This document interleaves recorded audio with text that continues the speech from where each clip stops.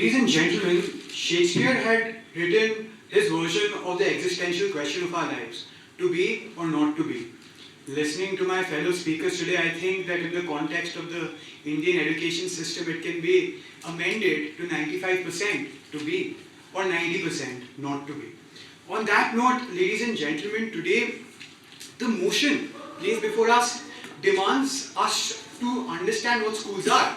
Because what speakers who have been spending maximum of 2 or 3 hours away from school today are speaking so nostalgically about the school environment that we have forgotten the exact position of school in society. Because school cannot be viewed as this idealistic place where we have interactions between teachers and students. At the end of the day, the school is a fundamental social institution. And as a fundamental social institution, the school is an institution where a small number of experienced people or teachers teach a large number of young minds the ways of getting adapted to the status quo of society. They instill obedience to authority structures as one of the core values of school education. They instill a sense of competition in preparation for social Darwinism. School as a social institution does all these things. Where?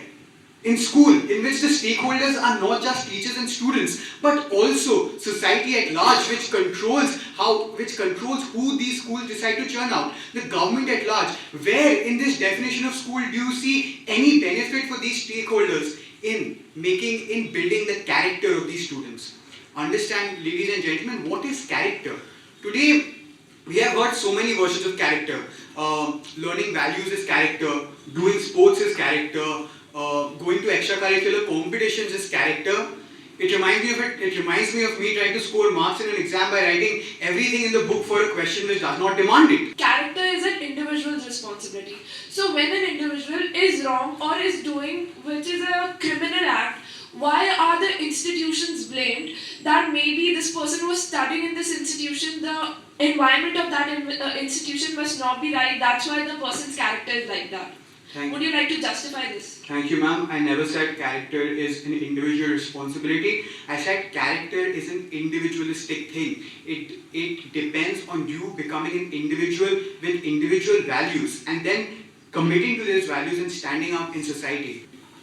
So, backbone to our existence or backbone to our consciousness? We've got an expert beside here. I'm sure he'll be amused to listen to this query. Consciousness is what determines how we lead our existence. If we have consciousness, it is the sum of our morals and outlooks on life. Therefore, if you have a backbone in your consciousness, if you have a backbone when it comes to how you decide to think, how you decide to look at the world, you'll obviously have a backbone in your existence or the actions that come as a result of that thinking. What builds a character? A character is not built over one night. Today, I can't say that I have built a character just after waking up from last night. Today, I can say that I have built a character over the past few years, and that has happened because of my experiences in school. Understand that, as I said, school is not merely an institution to provide education. It is an accumulation of experiences and interaction. Ladies and gentlemen, understand that when do we develop characters? When we step outside our comfort zone. When we step out and face the outer realm, what we know as society. When we interact with society, we come to meet with new people. There is an exchange of ideas, and then it is up to us to decide whether we mix with bad company or whether we mix with good company. These are the factors that lead to the development of a character. And now let us question ourselves, when did we first step out of this comfort zone? When did we first face this outer world? It was in kindergarten, ladies and gentlemen. I still remember my first day of school when I started crying after seeing so many people in front of me. But today again, standing here 12 years later, I have the confidence to come here and present my views in front of me. And that is because my character has been developed by the years that I have spent in school.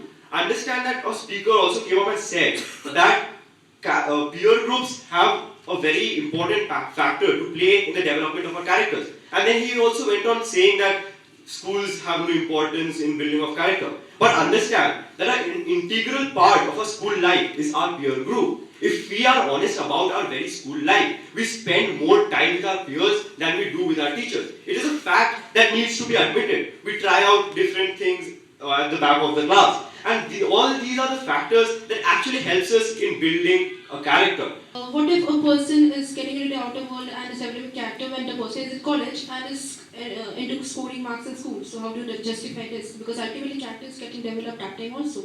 Right, thank you for the question. I'm not denying the fact that characters don't keep developing in the later part of our life. But I'm admitting the fact that this very complex process of character building starts from school. As I said, the very first impression that we take on the outside world is our very school. If we spend our lives sitting in our homes and only studying from the textbooks, we will develop no character at all because we don't know what actually the world has in store for us. It definitely does get developed in college as well. But the basic foundation of this character building starts from school only.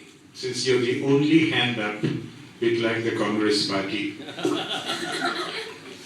Offending, but I'm continuing. You pointed out that I said schools were useless, right? At the end.